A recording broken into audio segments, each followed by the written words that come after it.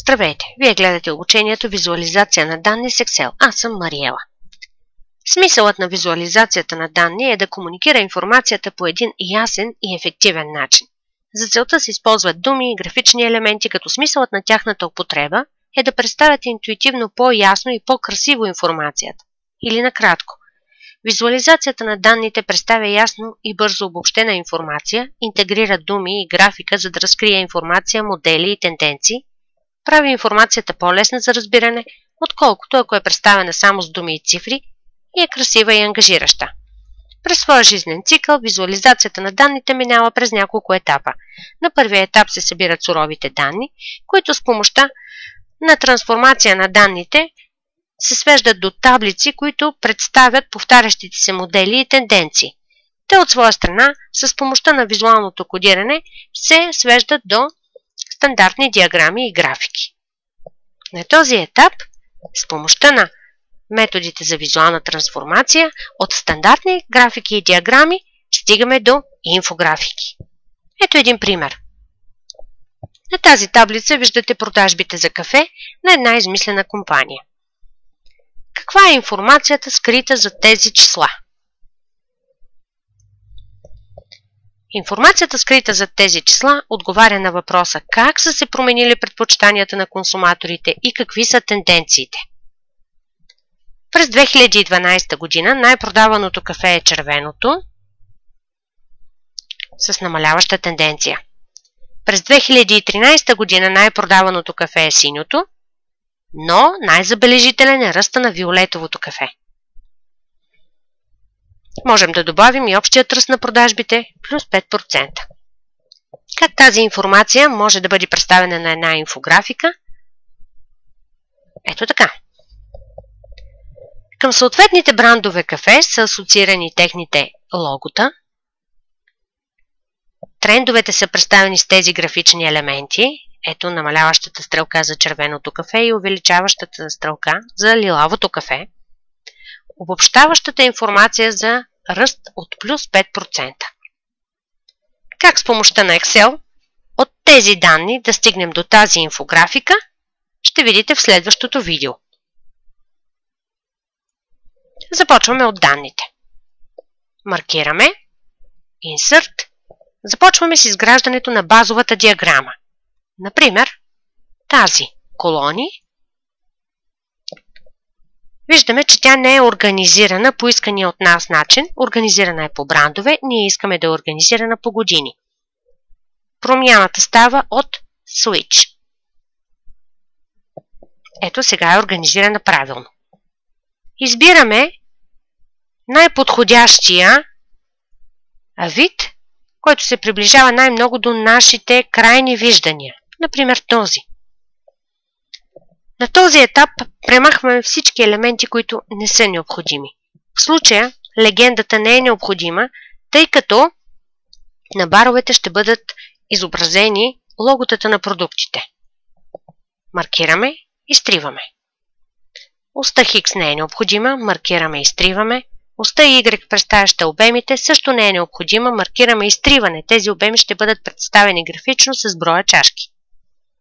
И така, изчистихме всички ненужни елементи.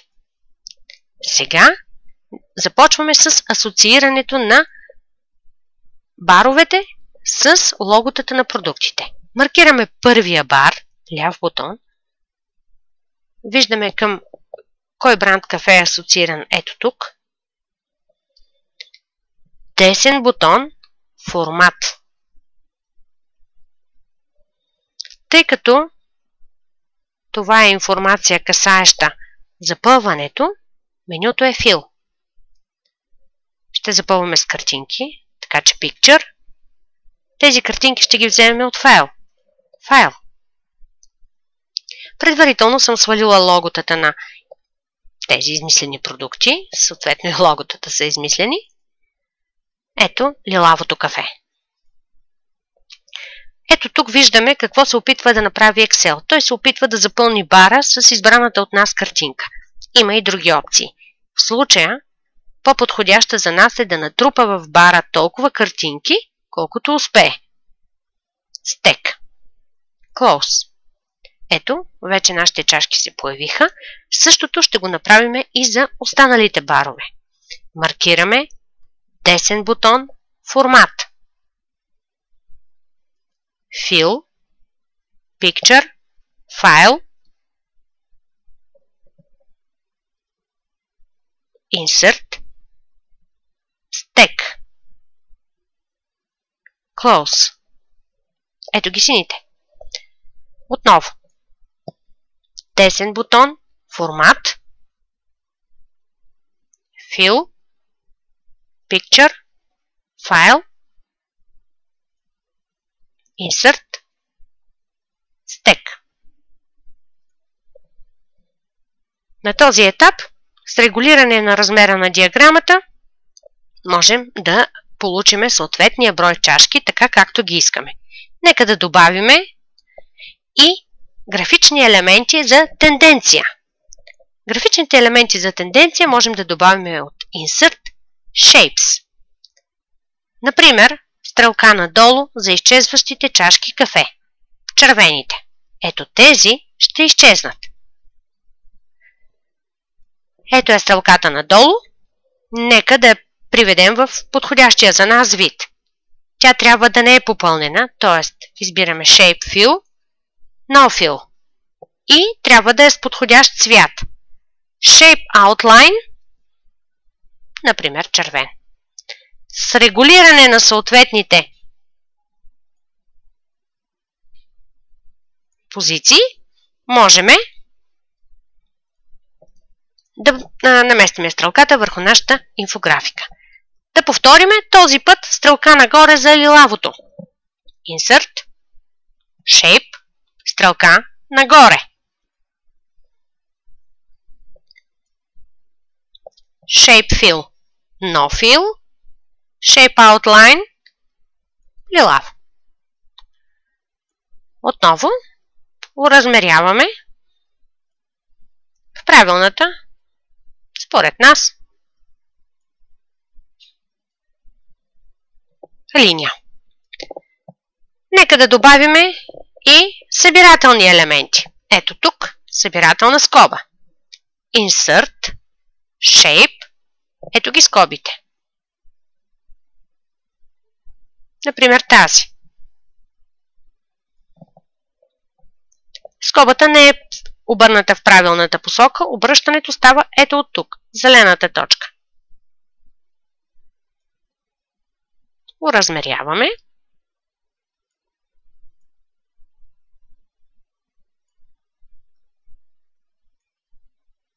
Наместваме. Размера на линията от десен бутон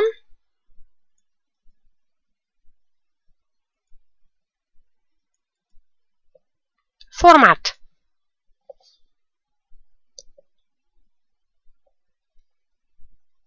Line Style, например 3. 3 е добре. От тук може да добавим завършека, например в началото да е със стрелка и в края да е със стрелка. Ето тези стрелки тук. Да добавим и облачето. Облачето всъщност е текстбокс. Insert, Textbox. Ето го. Съдържанието е плюс 5%. Маркираме съдържанието и увеличаваме до необходимия размер. Например този. В момента текстбокса няма оградна линия. Нека да я добавим. Маркираме текстбокса. Десен бутон. Формат.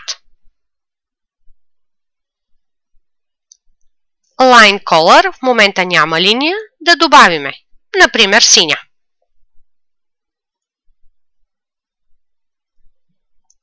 Ето е линията. На този етап тази синя линия трябва да я трансформираме от правоъгълник в, например, облаче. Маркираме. Това става от Change Shape. Не пропускайте да си го извадите за бърз достъп. Change Shape, облак. Ето го. Той може да бъде управляван в както всеки друг текстбокс, от жълтата точка свързваме облака с неговата начална точка. Това е! Ще се видим на следващото обучение. Ето финалния резултат.